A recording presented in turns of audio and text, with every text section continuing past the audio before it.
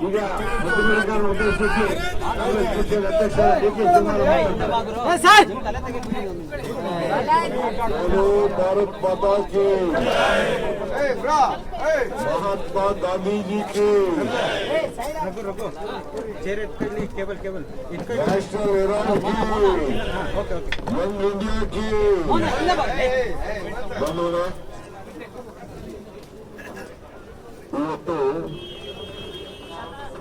ಇವತ್ತು ಐತಿಹಾಸಿಕವಾದಂತ ದಿನ. ಮಹಾತ್ಮ ಗಾಂಧೀಜಿಯವರು ಎಲ್ಲ ನನ್ನ ಶಾಸಕ ಮಿತ್ರಗಳೇ, ಮಂತ್ರಿಗಳೇ, ಮುಖ್ಯಮಂತ್ರಿಗಳೇ, ಎಲ್ಲ ಬಂಧು ಬಳಗವರೇ, ಮಾಧ್ಯಮ ಮಿತ್ರರೇ, ಇದೊಂದು ಐತಿಹಾಸಿಕವಾದಂತ ದಿನ. 100 ವರ್ಷದ ಹಿಂದೆ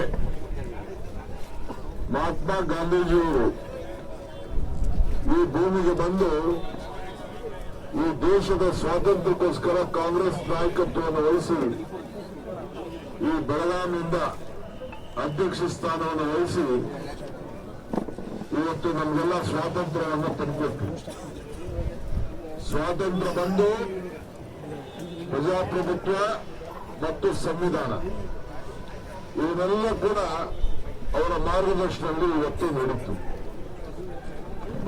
ಇವತ್ತು ನಾವೆಲ್ಲ ಅದರ ನೆನಪಿನಲ್ಲಿ ಕಟ್ಟಂತ ಗಾಂಧೀಜಿಯವರ ಪ್ರತಿಮೆ ಮುಂದೆ ನಾವೆಲ್ಲ ಕೂತಿದ್ದೇವೆ. ಇದನ್ನ ನಮ್ಮ ಮಲ್ಲಿಕಾರ್ಜುನ್ ಖರ್ಗೆ ಸಾಹೇಬರು,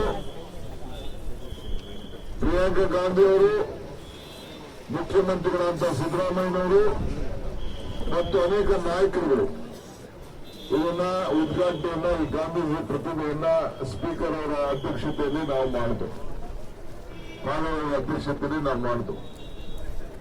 ನಾನು ಯಾಕೆ ಮಾತಾಡ್ತಾ ಇದ್ದೀನಿ ಅಂದ್ರೆ, ಪ್ರತಿಯೊಂದು ಘಟನೆಗಳು ಕೂಡ ಇವತ್ತು ಸಾಕ್ಷಿ ಪುಟಗಳಾಗಿ ಇವತ್ತು ನಿಂತ್ಕೊಂಡಿದೆ. ನಾವೆಲ್ಲ ಇಲ್ಲಿ ಬಂದು ಮತ್ತೆ 1 ವರ್ಷದ ನಂತರ ಇದೇ ಗಾಂಧಿ ಪ್ರತಿಮೆಯಲ್ಲಿ ಸತ್ಯಕ್ಕೋಸ್ಕರ ಜಯ ಇವತ್ತು ಸಿಗಬೇಕು. ಸಿಕ್ಕಿದೆ. ಗಾಂಧೀಜಿಯವರ ಪ್ರತಿಯೊಂದು ಹೆಜ್ಜೆ ಹೋರಾಟಗಳು ಕೂಡ ಅದಕ್ಕೊಂದು ಶಕ್ತಿಯ ತುಂಬ್ತಾ ಇದೆ ಅಂತ ಹೇಳಲಿಕ್ಕೆ ನಾನು ಬಯಸ್ತಾ ಇದ್ದೇನೆ.